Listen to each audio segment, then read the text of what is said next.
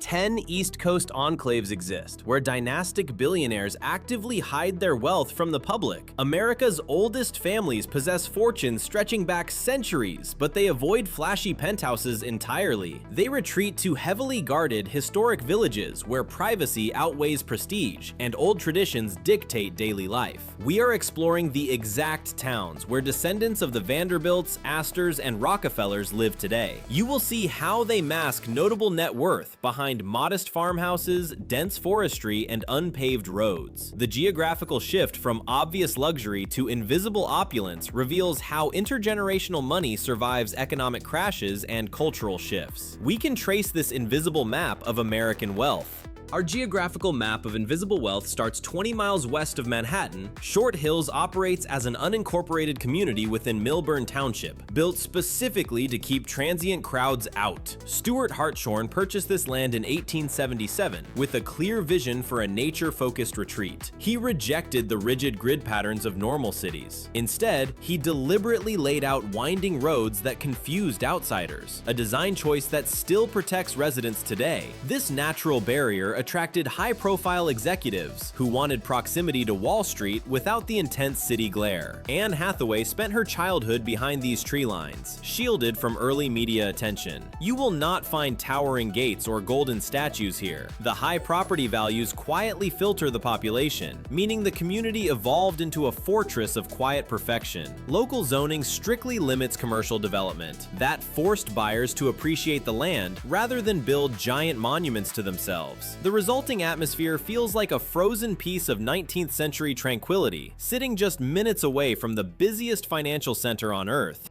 The desire for proximity without exposure also defines our ninth location. Great Falls sits along the Potomac River, just a short drive from the political machinery of Washington. Politicians and lobbyists usually crowd into Georgetown, but dynastic wealth requires more acreage than city blocks provide. Deep-pocketed families, therefore, moved outward to Fairfax County, seeking a permanent escape from the temporary noise of election cycles. Here, 2-acre minimum zoning laws prevent developers from carving the forest into dense subdivisions. Steve Case helped build America Online into a vast empire, and he chose this exact woodland canopy for his residents. The entire village lacks a central downtown shopping district. That structural emptiness prevents tourists from gathering, securing the area for the people living behind the tree lines. A dense canopy hides driveways stretching half a mile long. You drive down simple country roads, unaware that hidden estates sit just out of sight. The landscape functions as a natural security system, filtering out anyone who does not explicitly belong there.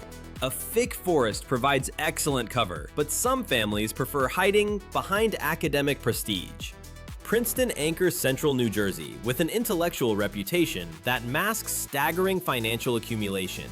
The town dates back to 1696. It briefly functioned as the temporary capital of the United States, giving the soil a permanent historical weight.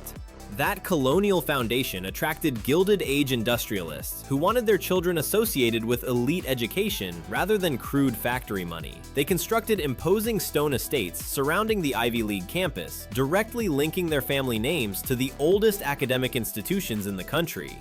Drumthwacket stands out as a prime example of this 19th century ambition. Charles Olden built the property, and it later became the official residence for state governors. You walk past these grand structures assuming they belong to the university. The reality is that private heirs control many of these historic properties. They use the academic environment as a cultural shield. The local culture prioritizes quiet philanthropy over loud consumption, so billionaires can attend local theater productions without drawing a single camera flash.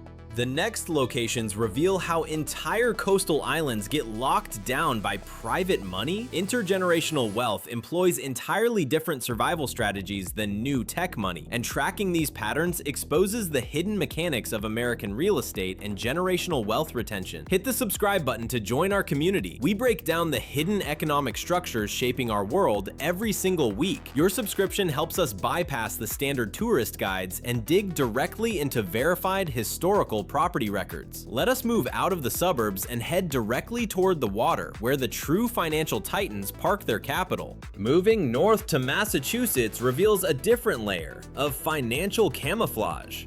Weston sits exactly 15 miles from Boston, saturated with 18th century farmhouses. New billionaires often tear down old structures to build modern glass boxes, but the families here spend millions carefully restoring drafty wooden barns.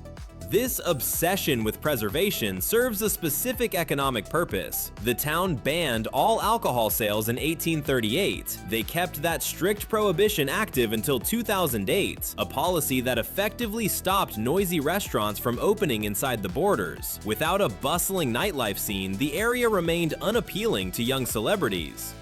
That isolation allowed old Boston Brahmin families to establish deep roots without unwanted attention. They structured their entire local government around intellectual growth. These families funnel heavy amounts of capital directly into the local public school system. More than 30% of the municipal budget supports education, creating an intellectual fortress. You might mistake a local resident for a simple farmer based on their faded clothing, hiding the fact they control a multinational shipping empire.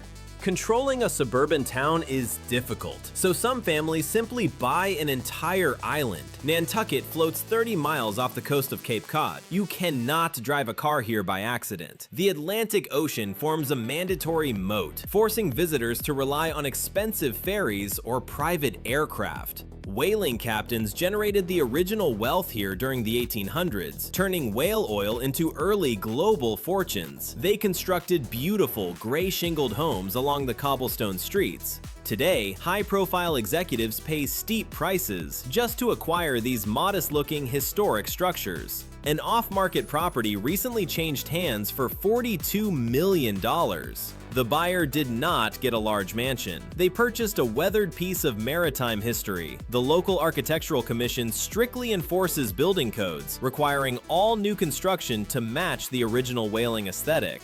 This strict visual uniformity prevents anyone from showing off. A hedge fund manager lives in a house that looks exactly like a local fisherman's cottage. The island forces everyone to conform to the historical aesthetic, erasing obvious class markers. Ocean moats offer great protection, but some fortunes require immediate access to Manhattan. Sands Point occupies the northern tip of the Kowneck Peninsula on Long Island. This geography creates a natural dead end, meaning nobody drives through the village on their way to somewhere else. F. Scott Fitzgerald supposedly modeled the exclusive East Egg directly on this geography, watching the industrial barons throw lavish parties across the water. The Vanderbilt family anchored this area by building a sprawling estate along the Long Island Sound. Their presence acted like a magnet for other industrial titans during the Roaring '20s. They bought up the surrounding farmland and constructed properties matching European castles. Unlike modern gated communities, the wealth here hides behind dense vegetation. High stone walls block any view from the street. You only see the grandeur if you secure a personal invitation up the private driveways. The village limits commercial zoning to 0. You cannot buy a cup of coffee inside the municipal borders, which keeps the winding roads free of outside traffic.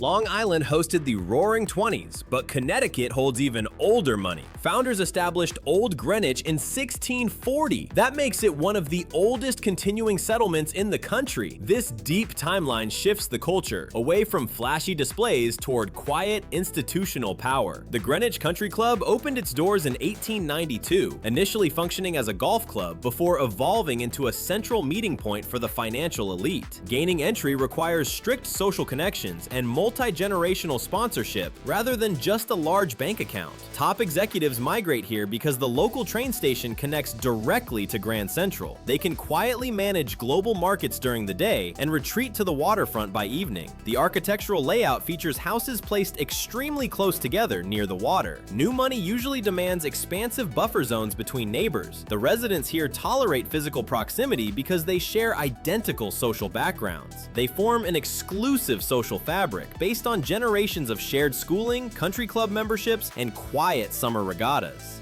Suburban estates require constant maintenance, which pushes some legacy families directly into the urban core.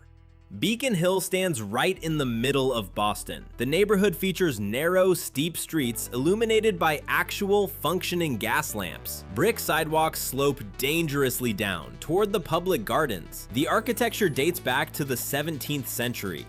Living here requires accepting tiny closets, difficult parking, and zero modern amenities. Those discomforts actively repel people looking for easy luxury. The remaining residents form an aristocratic circle.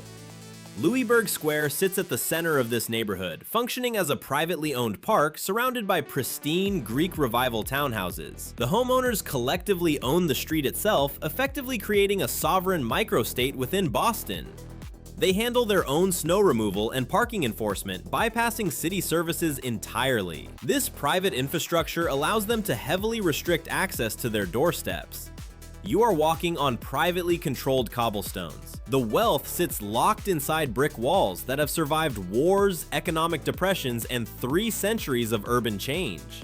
The top 2 strongholds of American financial supremacy shift the geography from dense city streets to sprawling coastal palaces, changing how we understand historical prosperity. Before we open the doors to these final 2 fortresses, take a quick second to hit the like button. Your support helps the algorithm share this historical research with more people. Subscribe to the channel to understand the hidden mechanisms of global finance and exclusive real estate. Our next location features properties so large they rival European palaces, built by the historical titans of the 19th century who shaped the modern American economy. Brick townhouses eventually felt too small for the greatest industrial monopolies in history. The Astor and Vanderbilt families needed a place to spend their summers, so they selected Newport. They referred to their constructions as simple summer cottages, a false description, meant to downplay their spending habits. They hired European architects to build limestone palaces, perched directly on the ocean cliffs. These structures featured gold leaf ceilings, massive ballrooms, and imported marble fireplaces. Railroad tycoons spent millions trying to outshine each other during the Gilded Age. The introduction of income tax eventually made these properties impossible to maintain. Many families handed their enormous estates over to preservation societies. The original bloodline simply moved to slightly smaller, highly protected estates nearby. Newport retains its aristocratic atmosphere through highly exclusive sailing clubs. A local outpost of the New York Yacht Club operates right on the harbor. Extreme wealth still controls the waterfront, transferring the most expensive maintenance costs to the public, while keeping the social exclusivity intact.